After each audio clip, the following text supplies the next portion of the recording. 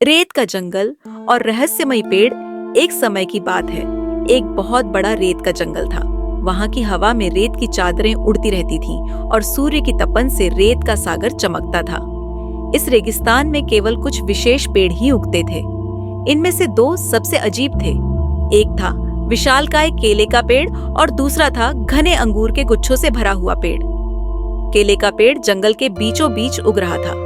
उसकी लंबी लंबी पत्तियां और पीले केले दूर से ही चमकते थे। अंगूर का पेड़ एक छोटी सी घाटी में उगा था, जिसमें हरे भरे अंगूर लटकते रहते थे और उसका रस बहुत मीठा था। रेत के जंगल में कई जीव जंतु रहते थे। वहां बड़ी बड़ी छिपकलियां और रंग बिरंगे कीड़े और छोटे मोटे सांप आम थे। हर जीव जंतु के लिए इन पेड़ों का महत्व बहुत अधिक था। केले के पेड़ की छांव में वे विश्राम करते थे और उसके स्वादिष्ट फल खाकर अपनी भूख मिटाते थे।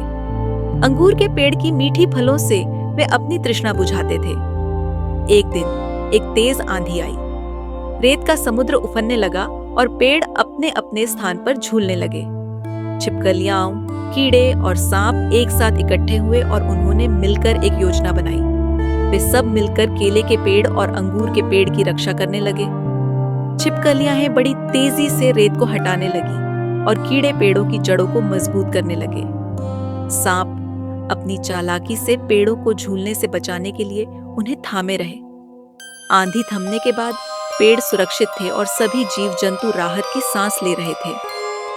पेड़ अब और भी सुंदर और फलदार हो गए थे और रेत का जंगल भी शांत हो गया था। सभी जीव जंतु खुशी से पेड़ों के फल खा रहे थे और एक नई दोस्ती की शुरुआत हो रही थी। इस प्रकार रेत के जंगल में हर जीव ने मिलकर अपनी एकता और सहयोग का परिचय दिया और जंगल को एक बार फिर से हरा भरा बना दिया।